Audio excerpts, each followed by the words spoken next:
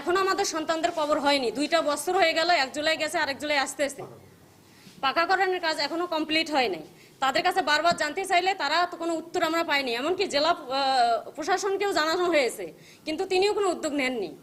আর খুদি এবং রাহাদের নেতৃত্বে ওনাদের সিগনেচার দিয়ে নাগরিক এনসিপি জাতীয় নাগরিক পার্টি তারা ফ্যাসিস্ট পুনর্বাসন করতেছে। জাতীয় পার্টি জাসদ এবং আওয়ামী লীগ পুনর্বাসন করতেছে। আর সেদিন রাহাত ইবনে শহীদ উনি 2রা জুন নাগরিক পার্টির অনুষ্ঠানে উনি সেদিন শিল্পকলা একাডেমিতে বক্তব্য দিয়েছেন। উনি নাকি শহীদ সজলকে চেনেন না। তাহলে শহীদদেরই যারা চেনে না তারা এনসিপিতে আসে কি করে?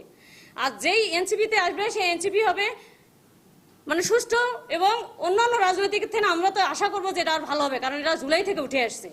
সালে জুলাই থেকে যদি তারা ধারণ না করে তারা কিভাবে এখানে পুনর্বাসিত হয় এবং জুলাই পরিবারকে অসম্মান করে। সেদিন সেই প্রোগ্রামে আমাদের অসম্মানও করা হয়েছে এবং আমরা এখনো সেটা বলতেছি যে ফ্যাসিস্ট পুনর্বাসনের কারণেই এই জিনিসগুলো হচ্ছে। কারণ যারা গাইবান্ধার মেইন জুলাই যোদ্ধা তাদেরকে পিছিয়ে ফেলে যারা জুলাই আন্দোলনই করে নাই তাদেরকে এই মানে বড় বড় পদে বসানো হচ্ছে। এই বড় পদের মানে কি, যারা জুলাই এদেরকে এখানে যে পুনর্বাসিত করা হচ্ছে এটা তো টাকার বিনিময়ে করা হচ্ছে, কারণ এমনি এমনি ওখানে কেউ আসেনি। তাদেরকে এমনি এমনি কেউ পুনর্বাসন করবে না, ঠিক আছে? সন্তান মরে আমাদের, আর রাজনীতি করে টাকা ইনকাম করে ওরা, এটা তো আমরা মানি না। আমার কথা আছে, আওয়ামী লীগ যদি প্রতিষ্ঠা করে আমার সন্তানের কবর নিয়ে যদি তালবাহানা করে আমার সন্তানকে আমার কাছে ফিরিয়ে দেখ। আর বলেন অনুদানের কথা, আমি ফেসবুকে পোস্ট করাতে আমাকে বলা হয়েছে আমি নাকি সন্তান ব্যবসায়ী।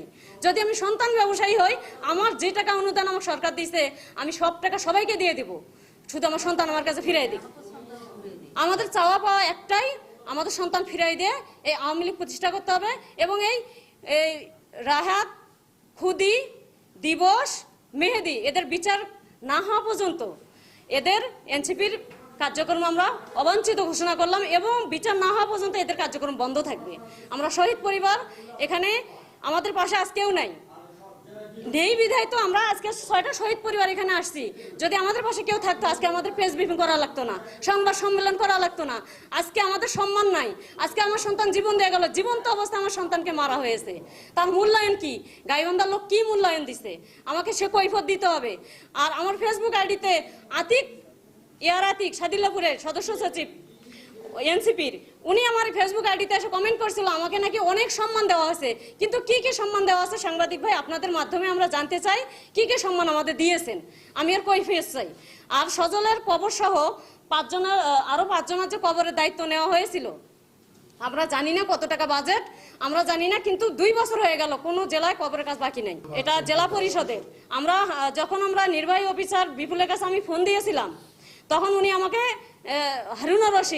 ইঞ্জিনিয়ার হারুনুর রশিদকে ফোন দিয়ে জানাতে বলে।